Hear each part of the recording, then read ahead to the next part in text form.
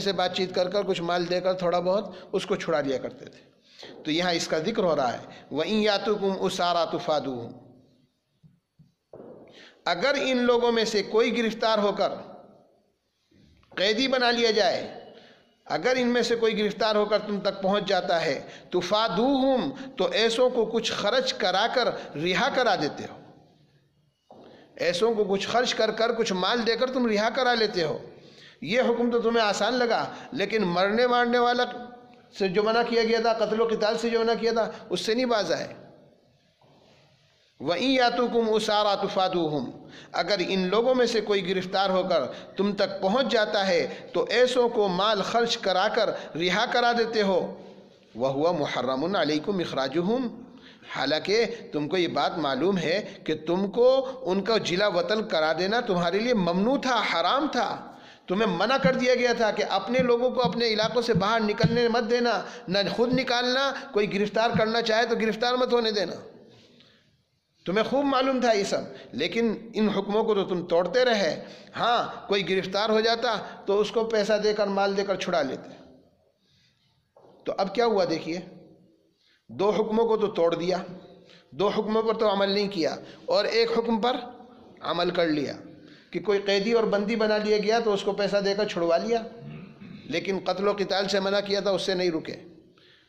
اپنے لوگوں کو اپنے گھروں سے نکالنے اور اپنے وطن سے جلا وطن کرنے کو منع کیا گیا تھا، اس سے باز نہیں آئے.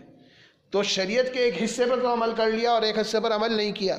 دو حکموں کو مان لیا اور دو حکموں کو چھوڑ دیا اور ایک حکم کو مان لیا. اللہ تعالیٰ اس کو کیا کہہ رہے ہیں؟ افتؤمنون ببعض الکتاب وتکفرون ببعض. افتؤمنون ببعض الکتاب وتکفرون ببعض. کیا کتاب کے بعض احکام پر تم ایمان رکھتے ہو اور بعض پر ایمان نہیں رکھتے؟ اللہ کی اتاری ہوئی کتاب تو پوری ایک ہے. سارے احکامات جس میں اللہ نے اتارے ہیں وہ سب ایک نوعیت کے ہیں. ہر حکم کی اطاعت ضروری ہے. اب ان میں سے دو حکموں کو تو تم نے چھوڑ دیا، بالکل اس پر عمل ہی نہیں کیا، ایک حکم پر عمل کرنے لگے. تو اس کا مطلب تو یہ ہوا کہ کتاب کے بعض حصے پر عمل کرتے ہو، بعض حصے کی نافرمانی کرتے ہو اور کفر کرتے ہو. تو یہاں اللہ تعالیٰ پوری یہودی قوم کو اور بنی اسرائیل کو ڈانٹ رہے ہیں. افتؤمنون ببعض الکتاب وتکفرون ببعض. کیا کتاب توریت کے بعض احکام پر تم ایمان رکھتے ہو اور بعض پر ایمان ہی نہیں رکھتے؟ ایمان ہی نہیں ہے بعض احکامات پر کہ اس پر عمل ہی نہیں کرتے.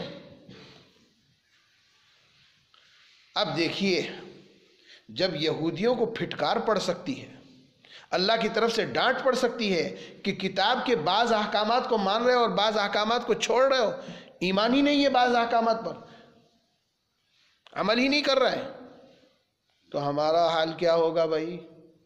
پورا قرآن دستور حیات ہے، پورا قرآن زندگی کے لیے دستور بنا کر دیا گیا ہے. زندگی کا ہر حکم قرآن میں موجود. اس پورے قرآن کی اطاعت ہم پر واجب کی گئی ہے، اور ہمارا حال کیا ہے؟ ہم شریعت پر کتنا عمل کرتے ہیں؟ ذرا غور کرنے کی ضرورت ہے، اپنے گریبان میں جھانکنے کی ضرورت ہے کہ میں شریعت پر کتنا عمل کر رہا ہوں. ایک ہے نمازیں پڑھ لینا، روزے رکھ لینا، شریعت کے ان موٹے موٹے حکموں کو پورا کر دینا، اور ایک وہ شریعت جو ہمارے گھر کے اندر کی ہے، جس کے لیے اللہ نے احکامات دیے ہیں، ان پر ہم کتنا عمل کر رہے ہیں.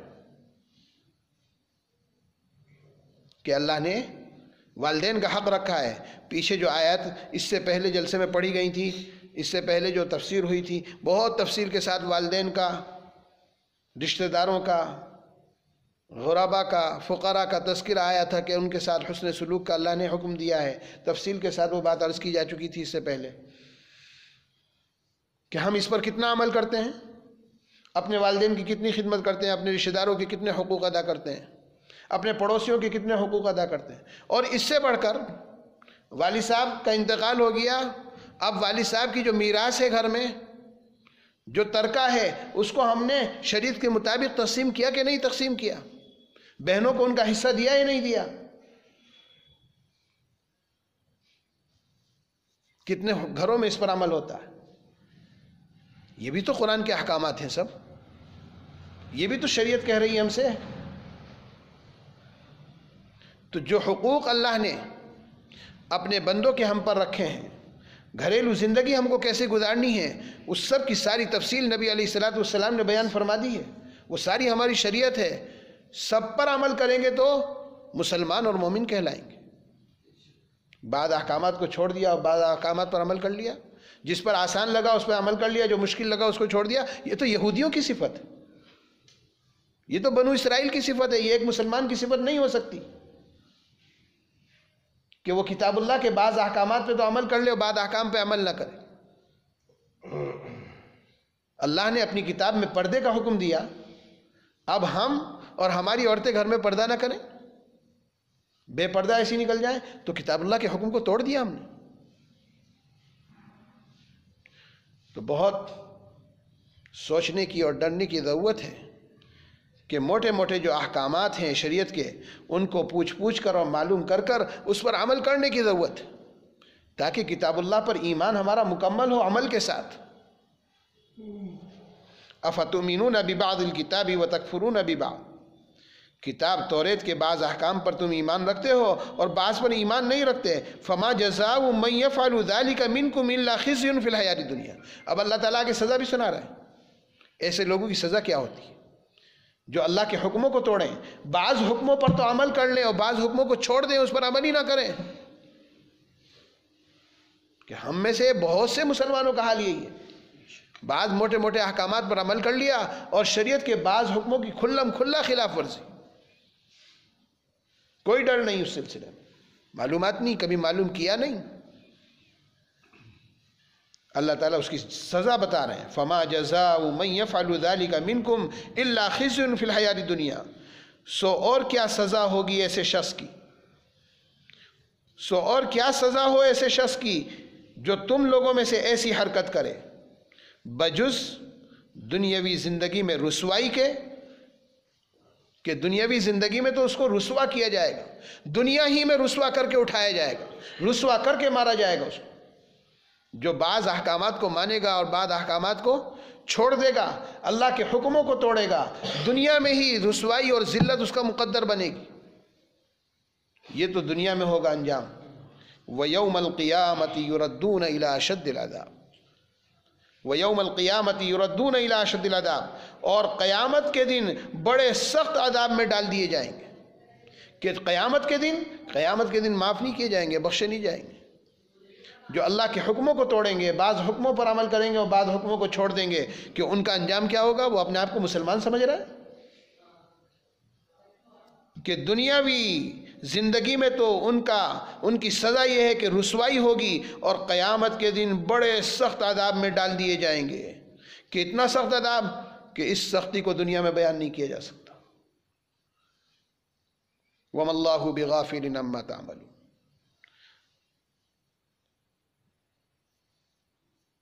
اللہ تعالیٰ تمہارے اعمال سے بے خبر نہیں ہے۔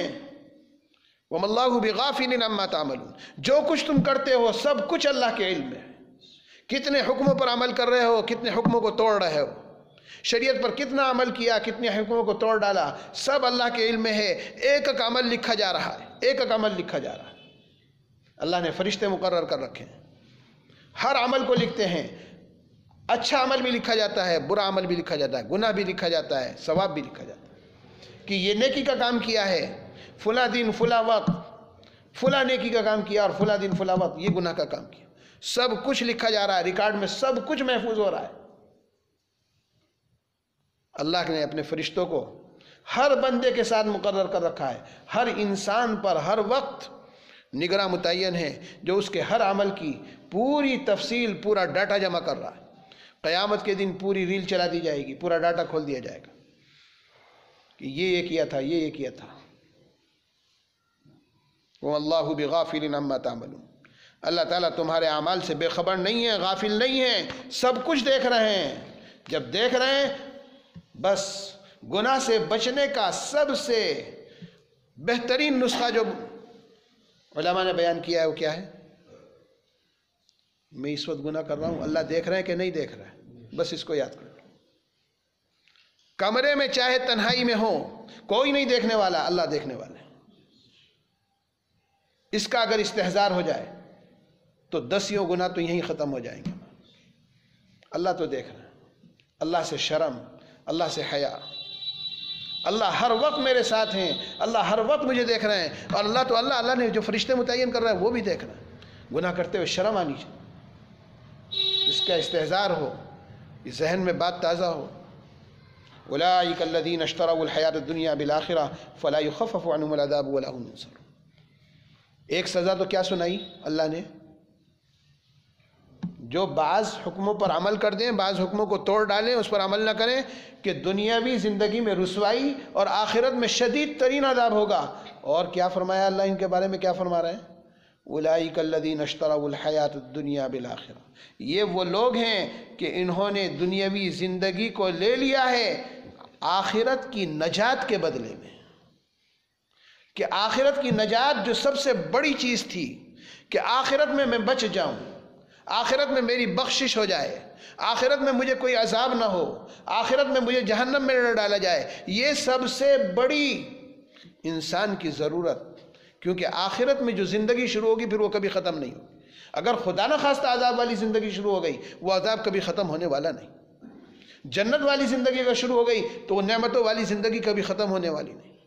یہ دنیا کی زندگی 60 70 80 90 سال کی زندگی جیسی کیسی گزرے گی گزر جائے گی، ایک دن اس کو ختم ہو جانا ہے۔ آخرت کی زندگی جب شروع ہو جائے گی پھر کبھی موت نہیں آنے والی۔ جنت والے ہمیشہ کے لیے جنت میں ہیں، اور جو کفر و شرک کے ساتھ کہے گئے ہیں وہ ہمیشہ کے لیے دوزخ میں، باہر نکلنے کا کوئی امکان نہیں۔ اللہ تعالی ہم سب کی حفاظت ہو۔ تو انہوں نے کیا کیا؟ ان یہودیوں نے کیا کیا جنہوں نے اللہ کے بعض احکامات کو مانا اور بعض احکامات کو ٹھکرا دیا؟ کہ انہوں نے کیا کر دیا؟ دنیاوی زندگی کو تو لے لیا، دنیاوی زندگی کے بدلے میں آخرت کو فروخت کر دیا، بیچ دیا۔ حالانکہ اس کا الٹا ہونا چاہیے تھا کہ دنیا کی زندگی کے بدلے میں آخرت کو خریدنا تھا، دنیاوی زندگی کے بدلے میں آخرت کو ترجیح دینی تھی۔ کہ دنیا کی زندگی تو جیسی کیسی گزر جائے گی، اے اللہ آخرت بن جائے، ہماری آخرت سمر جائے۔ وہ کب سمرے گی؟ جب نبی کے احکامات پر اور نبی کی بھیجی ہوئی ہدایات پر عمل ہو، اللہ کی بھیجی ہوئی ہدایات پر عمل ہو، اللہ کی دی ہوئی اس کتاب پر عمل ہوگا، تب آخرت سمرے گی اللہ کے حکموں کی اطاعت سے۔ اولئک الذین اشتروا الحیاۃ الدنیا بالآخرہ، یہ وہ لوگ ہیں کہ انہوں نے دنیاوی زندگی کو لے لیا ہے آخرت کے عوض میں۔ فلا یخفف عنہم العذاب ولا هم ينصرون۔ اب ان کا انجام کیا ہوگا؟ کہ دنیاوی زندگی کو ترجیح دی، دنیا کے آرام کو، دنیا کی راحت کو، دنیا کی ناز و نعمت کو انہوں نے ترجیح دی اور اسی میں مست رہے، آخرت کو بالکل بھلا دیا۔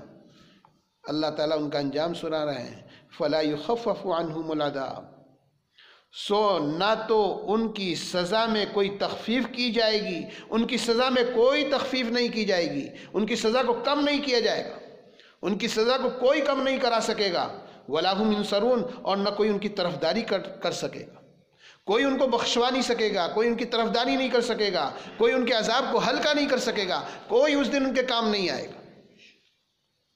کتنا بڑا فیصلہ اللہ سنا رہے ہیں کہ جن کے لیے آخرت میں جہنم کا فیصلہ ہو جائے گا، اب جہنم کا نہ تو عذاب کم ہوگا، عذاب سے چھٹکارا پانا تو بہت دور کی بات، عذاب میں کچھ کمی ہو جائے، عذاب کی شدت کو کچھ کم کر دیا جائے، ہلکا کر دیا جائے، یہ بھی نہیں ہوگا، اور کوئی آ کر بخشوا لے، چھٹوا لے، اللہ سے ان کی سزا کو معاف کرا دے، کہ یہ بھی نہیں ہو سکے گا۔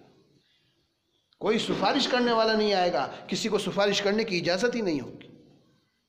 فلا یخفف عنہم العذاب ولا هم ينصرون، تو ان کی سزا میں نہ تو کوئی کمی کی جائے گی اور نہ ان کی طرفداری اور پیروی کرنے کے لیے کوئی آ سکے گا۔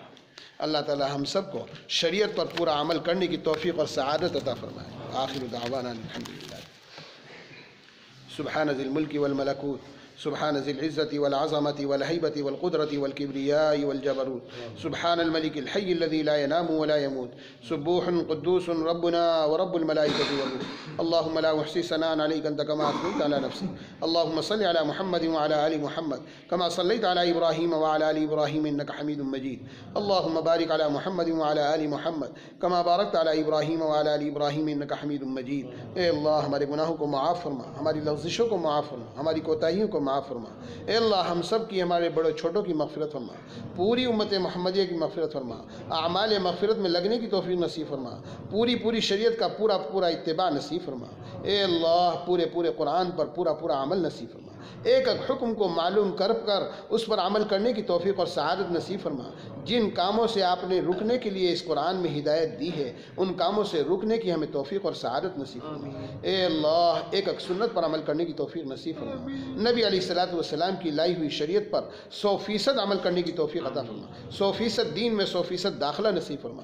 اے اللہ ہم میں جو پریشان حال ہیں ان کی پریشانی کو دور فرما، جو بیمار ہیں ان کی بیماریوں کو اور مرضوں کو، ان کے ضعف کو ختم فرما، عافیت صحت سلامتی والی زندگی ہم سب کو نصیب فرما۔ امت میں جو جہاں بیمار ہیں، جس مرض میں ہیں، آپ ہی جاننے والے ہیں، آپ ہی شفا عطا فرمانے والے ہیں، ایک مریض کو شفا نصیب فرما۔ اس قرآن پاک کے انوارات سے اور برکات سے ہم سب کو مالا مال فرما، پوری امت کو مالا مال فرما۔ اے اللہ جو مقروض ہیں ان کے قرضوں کی ادائیگی فرما، حلال روزی اور حلال رزق عطا فرما، حرام اور گندی روزی سے ہم سب کی حفاظت فرما۔ اے اللہ ہم سب کی جائز حاجتوں کو اور جائز تمناؤں کو پورا فرما، ہماری تمام دعاؤں کو قبول فرما۔ وصلی اللہ تعالی علی خیر خلقہ سیدنا مولانا محمد وعلی آلہ واصحابہ اجمعین برحمتک یا